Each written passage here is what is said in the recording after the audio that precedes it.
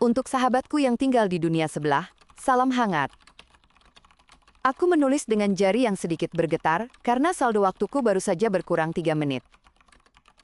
Jangan cemas, aku sengaja mengirimnya untuk membeli keberanian agar bisa jujur padamu. Di tempatku, setiap detik adalah koin, dan hidup terasa seperti dompet yang berdetak. Ketika aku menekan tombol kirim, gelang di pergelangan tanganku bergetar dan mengurangi menitku. Aku suka menyebutnya tanda bahwa surat ini lahir dari hidupku sendiri. Kau mungkin heran, bagaimana rasanya membayar roti dengan umur? Rasanya ringan di tangan, namun berat di dada, karena aku tahu roti itu memakan sisa hari milikku. Harga hari ini 9 menit untuk roti gandum, dan 2 menit untuk mentega murah. Aku membelinya setelah bekerja 4 jam di kantor audit waktu, dan upah bersihku tinggal 3 jam. Pajak menyedot sekian menit, lalu ongkos transport juga memotong jamku. Orang bilang ini adil, karena semua orang membayar dengan hal yang sama, yaitu waktu. Tetapi kau tahu, kesamaan alat bayar tidak selalu berarti kesamaan napas. Yang kaya di sini punya ribuan tahun, sementara banyak orang hidup dari jam ke jam. Aku sering melihat mereka mengecek saldo setiap beberapa langkah, seperti memeriksa denyut nadi. Di kota pusat, ada papan harga yang bergerak seperti langit senja. Angka menit naik turun pelan. Pusat itu indah tapi kadang terasa dingin, sebab setiap senyum menyimpan catatan durasi. Aku bekerja sebagai auditor di Bank Waktu Nasional. Tugasku menelusuri arus menit yang mengalir dari pergelangan ke pergelangan. Kami mencari kebocoran, juga pencurian kecil yang mereka sebut pengupasan milidetik. Pencuri milidetik seperti semut, kecil namun menggigit, dan jika jutaan semut bekerja, gunung pun tergerus. Pernah suatu hari, kami menemukan transaksi yang hilang sebesar 10.000 tahun. Kasus itu mengubah cara pandangku terhadap keadilan, sebab yang dicuri bukan angka, melainkan kemungkinan.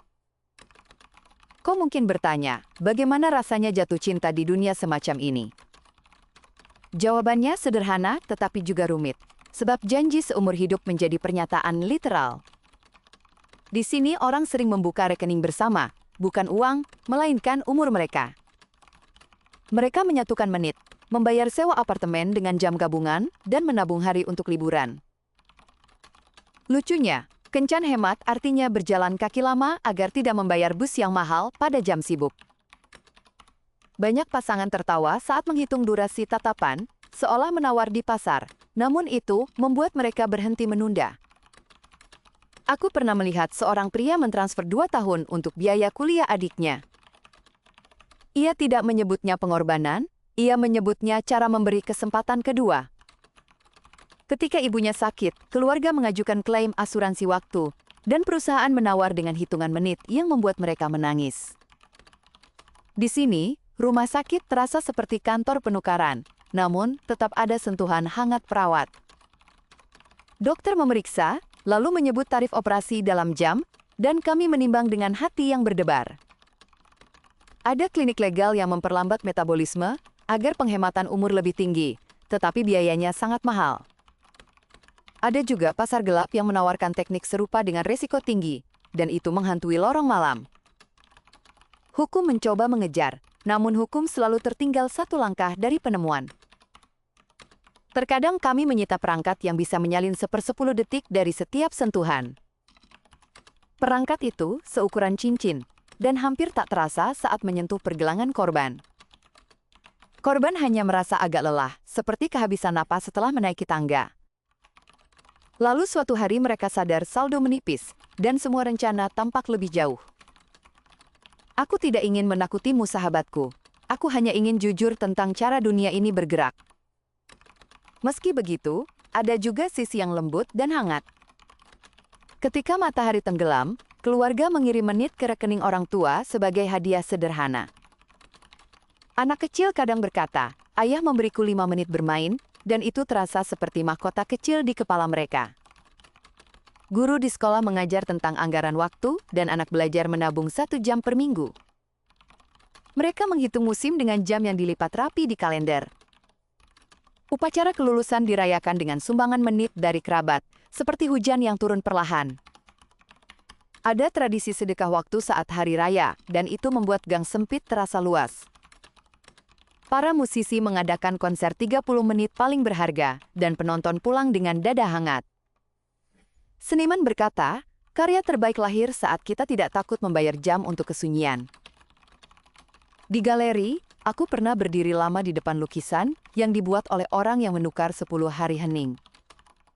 Pengorbanannya memantul di kanvas, dan aku melihat keberanian yang tidak bisa diukur dengan meteran biasa. Di tempat kerja, aku menghadapi angka yang menyala seperti bintang. Sistem kami menampilkan sungai menit, dan aku menelusuri arus yang aneh. Aku menemukan pola yang membuatku gelisah, semacam jalur yang mengarah ke gudang pusat. Jalur itu menelan milidetik dari jutaan transaksi harian, seperti sumur yang tidak pernah penuh. Ketika aku menyiapkan laporan, aku mendengar suara hati yang berbisik, "Tolong berhati-hati." Aku tahu laporan itu bisa mengguncang harga di pasar kerja dan memotong hari dari banyak orang kecil. Namun aku juga tahu, diamku akan mengizinkan pencurian semakin besar. Aku terjaga malam itu, memegang pergelangan dan menghitung detik, seperti menghitung langkah di koridor gelap. Aku lalu ingat percakapan dengan seorang ibu yang menabung jam untuk operasi anaknya. Ia berkata, "Aku tidak butuh keajaiban, aku hanya butuh keadilan agar tabunganku tidak bocor." Kata-kata itu menempel di dadaku seperti cap panas. Keesokan harinya, aku memilih untuk tidak menutup mata. Aku menyimpan bukti, aku enkripsi, dan aku mengirim salinan ke Dewan Pengawas. Aku juga mengirimkan 3 menit ke saluran umum, agar setiap orang tahu ada yang berbicara. Itu tindakan kecil, tetapi kecil bisa bergaung jika diucapkan tepat waktu. Dewan mengumumkan audit besar dan media bertanya-tanya tanpa menyebut nama. Kota bergemuruh, namun kali ini dalam ritme pelan, karena setiap orang menghitung napas. Sementara itu, aku tetap menulis surat ini, sebab aku butuh sahabat untuk menampung ceritaku. Aku percaya, persahabatan adalah cara paling jujur untuk menukar waktu tanpa kehilangan diri. Aku ingin kau tahu, hal paling berharga di sini bukan saldo, melainkan arah hidup. Orang bisa menumpuk tahun, tetapi tujuanlah yang membuat tahun terasa luas. Aku belajar mengukur bahagia bukan dari panjang umur, melainkan dari cara aku memakai menit hari ini. Temanku, seorang teknisi, punya kebiasaan lucu di meja makan. Ia menaruh jam pasir kecil, dan setiap kali butirnya jatuh, ia berhenti bicara dan tersenyum. Katanya, itu latihan agar kita ingat bahwa percakapan pun butuh anggaran. Aku tertawa waktu pertama kali melihatnya, lalu aku ikut mencobanya, dan makan malam terasa lebih lembut. Kami jadi lebih fokus, karena setiap kalimat menjadi pilihan yang disadari. Di kota ini, fokus adalah bentuk kekayaan yang tak tercatat di bank. Banyak orang miskin waktu yang kaya fokus, dan mereka menenun hari dengan baik. Mereka merawat tetangga dengan menit yang terbatas, dan membuat lorong jadi ramah. Ada juga orang sangat kaya waktu, namun sibuk mengejar promo bunga, dan lupa mencari makna. Aku tidak ingin menghakimi, aku hanya ingin memahami. Kadang aku merasa iri pada kesederhanaan yang jujur. Aku juga belajar tentang batas keadilan yang mungkin. Negara menetapkan upah minimum waktu dan jaring pengaman 20 jam per minggu. Itu membantu banyak orang, namun tidak menyembuhkan semuanya. Sebab masalah utama bukan hanya jumlah jam, melainkan distribusi kesempatan. Ketika kesempatan sempit, menit terasa seperti pasir basah yang mudah menggumpal. Aku bertanya kepada diriku sendiri, apakah menunda adalah bentuk kebocoran yang paling sunyi? Aku menatap layar dompetku, dan aku mulai membuat anggaran hari yang jujur. Aku menetapkan jam untuk bekerja, jam untuk berjalan pelan, dan jam untuk tertawa. Aku menetapkan jam untuk menulis surat panjang lebar ini. Aku menolak menjadikan cinta sebagai sisa waktu, dan aku menaruhnya di awal agenda. Aku juga melatih diriku bilang tidak ketika jadwal mulai memangsa tidurku. Tidur yang cukup adalah cara paling murah untuk memperpanjang umur di sini. Kau mungkin tertawa, tetapi dokter menulis resep tidur 8 jam seperti menulis obat manis. Resep itu gratis, tetapi sulit dijalani karena banyak orang tergoda lembur. Lembur dibayar dengan jam, tetapi dibayar dari umur juga, dan itu paradoks yang kami hidupi. Di kantor, aku duduk dekat jendela agar bisa melihat awan. Awan membuatku ingat pada sesuatu yang tidak bisa dipotong menjadi menit. Setiap sore aku menyeduh teh, dan aku meminumnya pelan, seperti menampung matahari. Temanku berkata, kebiasaan itu boros jam, namun aku merasa kebiasaan itu membuat jamku bernapas. Aku percaya hidup butuh ruang yang tidak diisi oleh angka. Kau mungkin menyebutnya doa, atau kau menyebutnya jeda. Aku menyebutnya ruang aman. Di ruang itu, aku menimbang keputusan besar yang sedang menunggu. Keputusan itu tentang laporan yang mungkin akan mengubah pasar. Aku tahu, diriku tidak akan menjadi pahlawan, aku hanya tidak ingin menjadi penonton. Ada orang yang menawari perlindungan bila aku mau menunda. Mereka berkata, berikan kami 1 bulan, biar kami menutup jejak, dan semua akan tampak rapi. Kata rapi terdengar manis di telinga, namun pahit di lidah. Aku menolak dengan sopan, dan aku membayar dengan beberapa jam keamanan. Kini aku berjalan sedikit lebih waspada di malam hari, namun aku merasa lebih ringan. Beratku berkurang bukan karena diet, melainkan karena beban di punggung turun. Aku tahu tidak semua orang bisa memilih seperti ini. Karena itu aku menulis, agar keputusan kecilku bisa punya teman di duniamu. Aku ingin kau bertanya pada dirimu, siapa yang memegang waktumu hari ini? Apakah ponselmu, atau bosmu, atau harapan orang lain? Bila jawabanmu membuatmu lelah, aku mengirimkan doa yang tidak memakan menitmu. Doa itu sederhana, semoga kau punya 1 jam yang benar-benar milikmu. Gunakan jam itu untuk duduk dan menata nafas. Pilih 1 hal yang akan kau lakukan dengan sepenuh hati. Di sini kami menyebutnya jam inti, dan jam inti menyuburkan sisa hari. Ketika orang punya jam inti, mereka lebih kuat menghadapi biaya tak terduga. Mereka tidak panik saat bus naik harga menit, atau ketika listrik menuntut denda. Mereka punya pondasi yang tidak mudah retak. Aku ingin menceritakan 1 kisah tentang seorang anak bernama Sena. Sena suka bertanya banyak hal, seperti mengapa menit terasa cepat saat bermain. Ia tinggal bersama neneknya yang menabung jam dari upah menjahit. Neneknya menyimpan jam dalam rekening kecil yang berdering halus saat dibuka. Suatu hari, Sena jatuh dan harus dirawat, dan saldo keluarga nyaris habis. Tetangga mereka datang diam-diam, dan mentransfer menit, beberapa orang memberi 5, beberapa 10.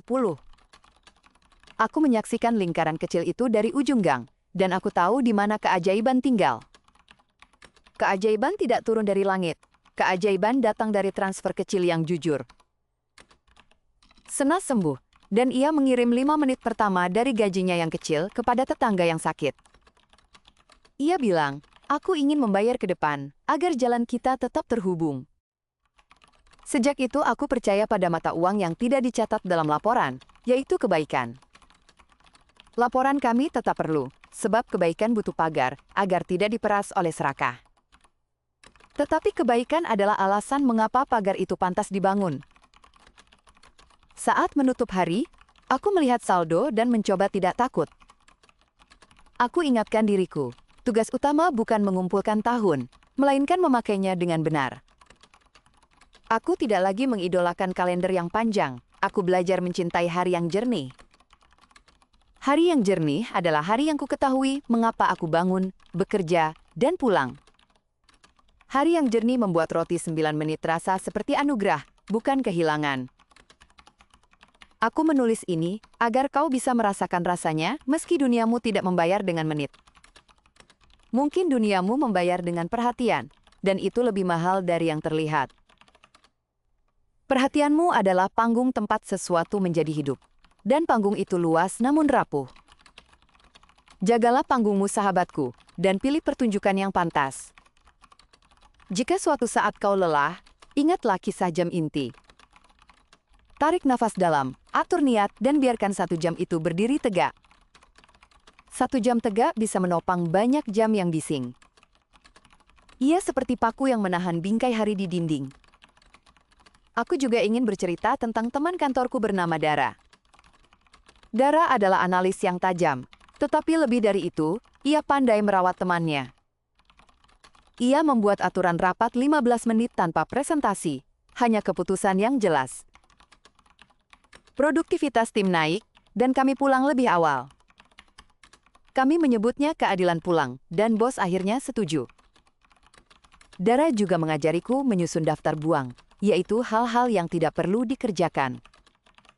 Kami memangkas rapat yang hanya memindahkan menit dari satu meja ke meja lain. Hidup kami menjadi ringan, dan jam kami terasa panjang.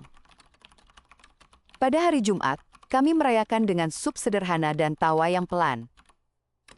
Tawa pelan itu gratis dan terasa sangat kaya. Di ujung pekan, aku suka berjalan di jembatan yang melintasi arteri kota.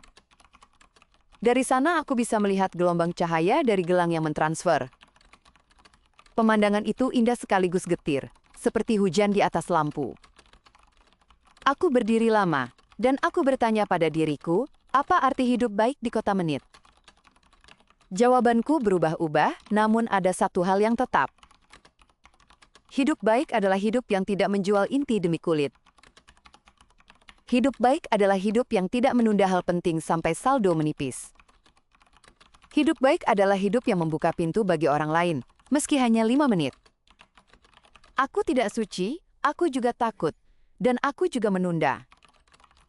Tetapi aku berusaha jujur pada jamku, dan aku menulis ini, agar ketulusanku punya saksi. Kau adalah saksiku, dan itu membuatku tenang. Sekarang aku ingin membawamu ke ruang arsip yang sepi. Di sana tersimpan catatan aneh, yaitu halaman kosong yang bernilai mahal. Lembaran kosong adalah waktu yang belum terpakai, dan kami menjaganya agar tidak dirusak iklan. Kadang aku duduk di sana, dan aku meminjam 5 menit sunyi untuk diriku. 5 menit itu membuatku mengerti mengapa orang menangis di depan tagihan. Mereka tidak hanya kehilangan menit, mereka kehilangan arah yang baru saja ditemukan. Setiap orang butuh arah, dan arah butuh ruang kosong di kalender. Karena itu, aku mendukung kebijakan jam inti di kantor kami. Kami melarang rapat di jam pertama pagi, agar orang bisa menambatkan diri. Hasilnya mencengangkan, angka kesalahan menurun dan waktu lembur ikut menurun. Aku merasa bangga, bukan karena angka audit rapi, melainkan karena orang pulang dengan wajah lega. Kau mungkin menilai aku terlalu sentimental, tetapi aku tidak malu. Sentimen adalah cara tubuh membaca makna, dan itu penting saat semua hal diukur dengan angka. Aku ingin menutup bagian ini dengan satu pengakuan. Aku masih menyimpan ketakutan kecil tentang laporan besar itu. Namun setiap kali takut itu muncul, aku menulis surat ini lagi, dan aku merasa berani. Keberanian tidak selalu berteriak, kadang ia berbisik pelan dalam satu kalimat jujur. Dan kalimat jujur itu butuh teman, dan aku menemukannya di hadapanmu. Aku tahu surat ini panjang, tetapi panjang tidak selalu mahal. Surat ini kubayar dengan menit yang kupilih dengan sadar, dan aku tidak menyesal.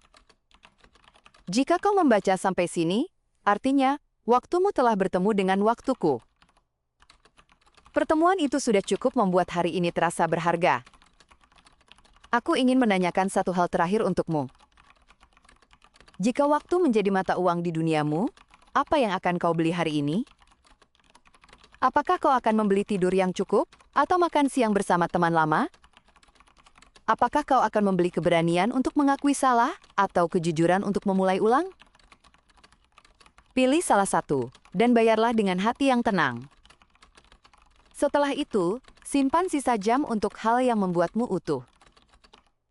Aku menyelesaikan surat ini dengan napas yang stabil, dan mata yang hangat. Aku menaruhnya di kotak keluar, dan aku membiarkan gelangku bergetar pelan. Jika surat ini tiba di matamu, aku sudah membayar ongkirnya dengan senang hati. Terima kasih karena bersedia menjadi alamat yang menenangkan bagi pikiranku. Dari temanmu yang tinggal di dunia sebelah, aku menutup surat ini dengan doa sederhana. Terima kasih sudah mendengarkan suratku sampai akhir. Kau telah membuat menitku terasa bernilai. Jika kau suka isi surat ini, tolong tekan tombol suka agar pesan ini bisa menjangkau lebih banyak teman. Jangan lupa berlangganan dan tulis komentar tentang bagian yang paling menyentuhmu. Aku ingin membacanya. Bila kau ingin mendukung channel ini, silakan gunakan kode QR di pojok kanan video atau tautan di deskripsi. Di bagian deskripsi juga ada tautan menuju karya lain dari seri yang berbeda. Silakan berkunjung kapanpun. Sampai jumpa, dan semoga kau menonton karya berikutnya. Aku menyiapkannya dengan hati yang penuh.